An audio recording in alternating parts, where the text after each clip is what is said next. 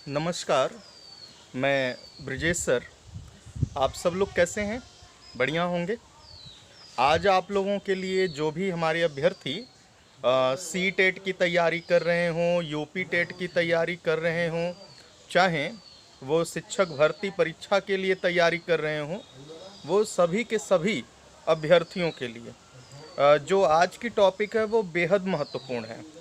आज जो मैं टॉपिक बताने जा रहा हूँ वहाँ से 1 नंबर के क्वेश्चन हमेशा पूछे जाते हैं। वो 1 नंबर का क्वेश्चन कौन सा है वो आपको ध्यान देना है। आज हम आपको विकास के सिद्धांत कौन कौन से होते हैं उसके विषय में बताने जा रहे हैं।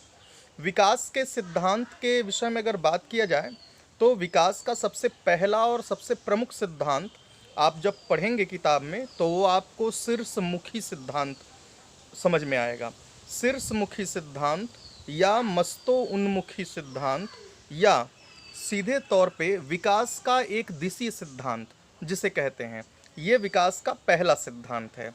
इसका तात्पर्य ये होता है कि विकास हमेशा एक दिशा में होता है, एक सीध में होता है। विकास कभी इधर उधर भ्रमित नहीं होता। विकास की जो गति होती है वो एक दिशा की ओर होती है, वन साइड होती है। तो हमें ये ध्यान देना होगा।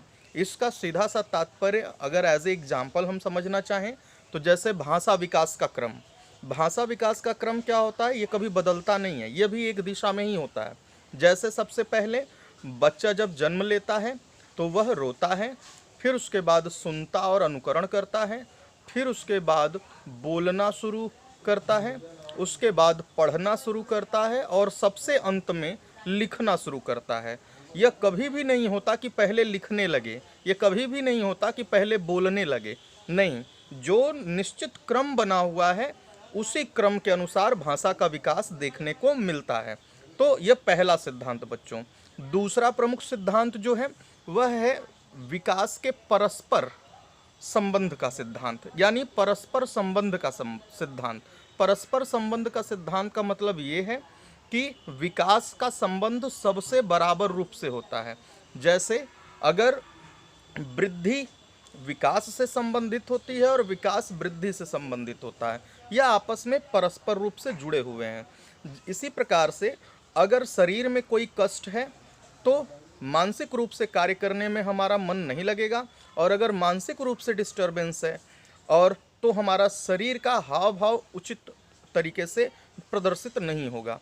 तो यानी एक दूसरे से रिलेटेड है, एक दूसरे से संबंधित है। एक आँख को कोई प्रॉब्लम है तो इसका प्रभाव दूसरी भी आँख के ऊपर पड़ेगा। तो ये विकास के परस्पर संबंध के सिद्धांत को दर्शाता है।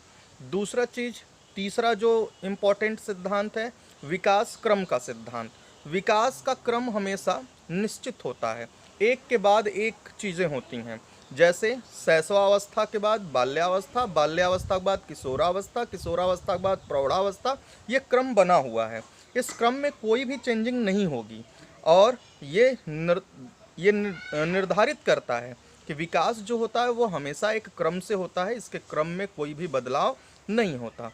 तो इस प्रकार से हमने विकास के एक दिशा का सिद्धांत, विकास एक क्रम का सिद्धांत और परस्पर संबंध का सिद्धांत, 3 सिद्धांत बताया। एक चौथा सिद्धांत है निरंतर विकास का सिद्धांत। विकास कभी भी रुकता नहीं है, जन्म से लेकर मृत्यु तक निरंतर गति से चलता रहता है। इसी सिद्धांत को निरंतर विकास का सिद्धांत कहते हैं।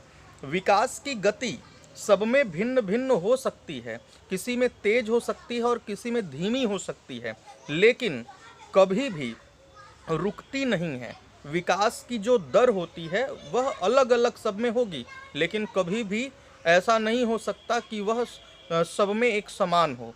तो निरंतर विकास कभी रुकता नहीं है, निरंतर गति से जन्म से लेकर मृत्यु तक चलता रहता है, यह हमें ध्यान देना होगा।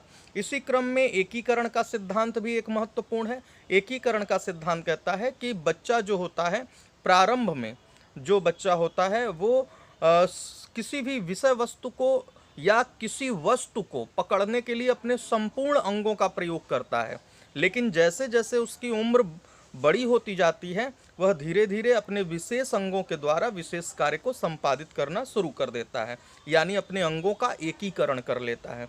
अर्थात हम सीधे तौर पे कहें, एक छोटा बच्चा अगर है, उसके सामने कोई वस्तु रखी हुई है, उसको पकड़ने के लिए वो पूरी बॉडी को मूव कर देता है, सर भी हिलाता है, पेट भी हिलाता है, पैर भी हिलाता है, हाथ भी हिलाता है। लेकिन जब वही बड़ा होता है बच्चा, तो अपने सारे शरीर के अंगों को स्थिर रखता है, सिर्फ हाथ से ही उस वस्तु को पकड़कर उठा लेता है, यानी अपने अंगों का एकीकरण उसने कर लिया।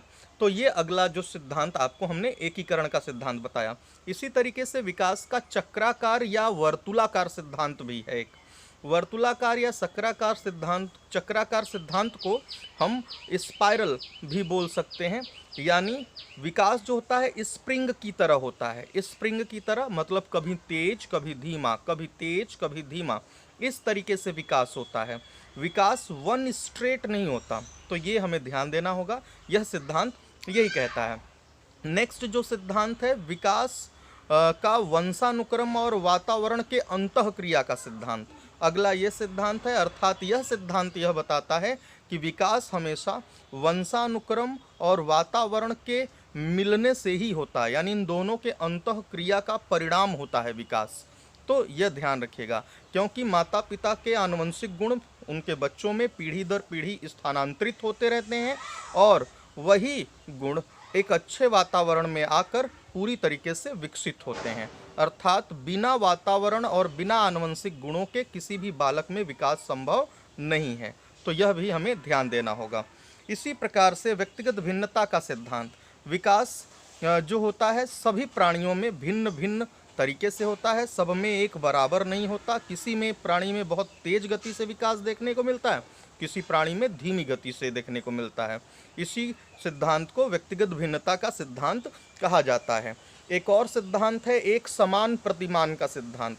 कहा जाता है कि मनुष्य का बच्चा मनुष्य ही पैदा होगा, गाय का बच्चा गाय ही पैदा होगा। सभी जीव वर्ग का एक प्रतिमान भगवान ने पहले से ही निर्धारित कर रखा है। प्रतिमान मतलब एक मॉडल निर्धारित कर रखा है, और उसी मॉडल उसी ढांचे के अनुसार ही उस जीव वर्ग का विकास होता है। तो ये यही बता रहा है, यानी हम इंसान हैं, तो अगर हमसे जो हमारा बच्चा पैदा होगा तो वो मनुष्य ही पैदा होगा, न कि कोई अन्य जीव जंतु। गाय से गाय, बकरी से बकरी, मनुष्य से मनुष्य, ये मॉडल जो बना हुआ है, इस मॉडल में कोई परिवर्तन देखने को नहीं मिलेगा। तो यही विकास का एक प्रतिमान का सिद्धांत कहलाता है। अर्थात इस तरीके से हमने आपको विकास के अलग अलग महत्वपूर्ण सिद्धांतों को समझाया है। बच्चों, अगर आप पेपर उठा के देखेंगे तो आपको कई जगहों पे पूछा हुआ है कि निम्नलिखित में से कौन सा एक विकास का सिद्धांत नहीं है, बताइए। तो आप मेरे हेडिंग से याद कर लीजिए, जो मैंने समझाया वो याद कर लीजिए, या पूछेगा निम्नलिखित में से कौन सा एक विकास का सिद्धांत है, तो आप छांट लेंगे। तो इस प्रकार से आज जो हमने ये वीडियो बनाई आप लोगों के लिए विकास के सिद्धांत, 1 नंबर 2 नंबर का काम आपका आराम से हो जाएगा। और अंत में यही कहूँगा बच्चों, आप अपने इस गुरुजी के वीडियो को सब्सक्राइब करिए। अगर कर चुके हैं तो कम से कम एक व्यक्ति 2, 10, 5, 15 लोगों से सब्सक्राइब कराए, उनको उनके पास भेजें, जिससे कि उनको भी इसका लाभ मिले, वो भी पढ़ सकें और हमें भी इसकी खुशी होगी। धन्यवाद। आज के लिए इतना ही।